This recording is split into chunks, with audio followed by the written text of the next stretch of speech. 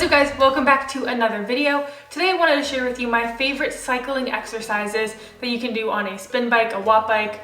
I don't really know the difference, I'm not a big bike connoisseur, but if you know the difference and there is a very specific bike for a specific purpose, good for you.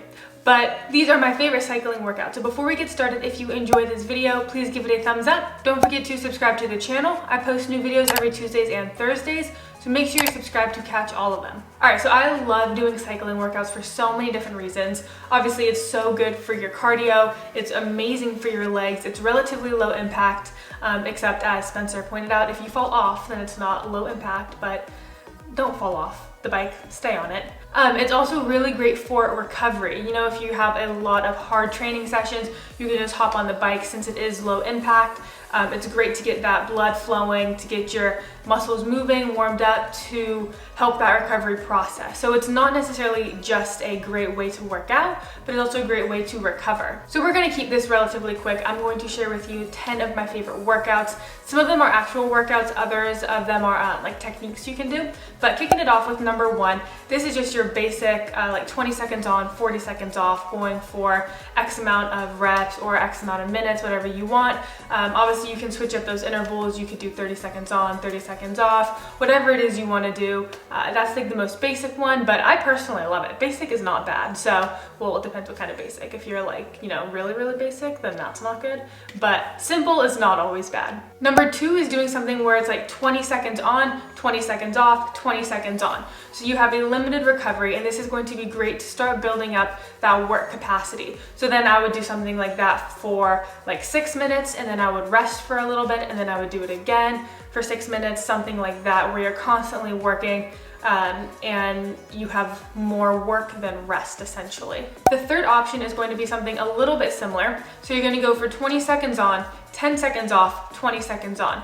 However, with this one, the first 20 seconds on, it's going to be super high resistance. So you're going to be fighting over that resistance. Then you have 10 seconds to chill.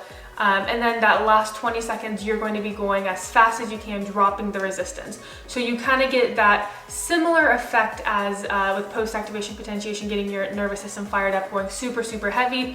Rest for a little bit, that slow pedaling, and then you go all out as fast as you can. The fourth option is something that mimics your sports. So as you get closer to your competition, you want your training to be sport specific. So if you play a sport, let's say basketball, and you go sprinting for 8 seconds, and then you chill for 5, and then you sprint for 8 seconds, you chill for 5, something like that. Those are totally random numbers that I just pulled out of the air. Do something like that on the bike. Find a resistance that you can sustain for 8 seconds that's like full 100% plus, and then drop that resistance and just chill for a couple seconds. And do that over and over for the allotted time that you would be required to do that during the game. Maybe you go 3 minutes before a timeout in basketball, so you have to be required to do that. Make it as sport specific as you can, and you don't have to stay within those numbers. You can go 8 seconds, 5 seconds off, 10 seconds on, 4 seconds off, 15 seconds on. You can do something like that, make it however you want it to be. The fifth option I like to do is intervals with heavy resistance. So a lot of the times when we think about doing intervals, it's going to be fast intervals. When you see all that HIIT cardio stuff, it's super fast. Make sure you're working at 100%, whatever. So with this, it's going to be a little bit different. With this, you're going high resistance, and this would be at the early stages of your training program when you're trying to build up that strength. So super heavy resistance for a minute, rest for like 30 seconds. I swear this is a killer. It gets your legs burning like no other. So number 6 is going to be slightly the opposite of number 5. We're going to be going low resistance, but as fast as you can. And this is going to be when you get more sport specific, when you're trying to increase your speed, your power, all of that stuff. And when we do something like this, it brings in the theory of overspeed. Now, overspeed is when you are performing a movement at a higher rate than you could under normal conditions. So if you want to work on jumping higher, you do an accelerated band jump to get you up higher than you could on your own. If you want to work on your top speed, you do a banded sprint, but you're band is attached in front of you, so it's helping you run, so you get your body running at higher speeds than you normally could, or like going downhill, but you would probably fall because, you know, it's downhill gravity. But there has been some research that shows there is a little bit of correlation between going really fast on the bike and sprinting. Now, I would not make the bike your top workout for sprinting faster, because the best way to increase sprinting is by sprinting. You know, the best way to increase swimming is not going to be by running.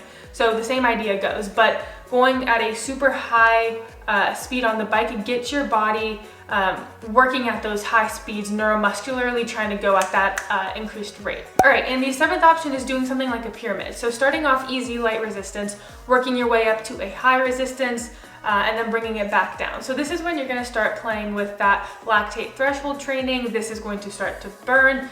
You want to get up as high as you can at a high resistance. As long as you can keep pedaling, you're probably going to want to set out RPMs that you have to hit every time for each resistance, or a wattage that you want to get. That way you're not just doing like one revolution like super slowly. But you want to set those aside so you can make sure you're hitting your goals, but that's a great option. All right, number 8 is going to be high resistance as fast as you can.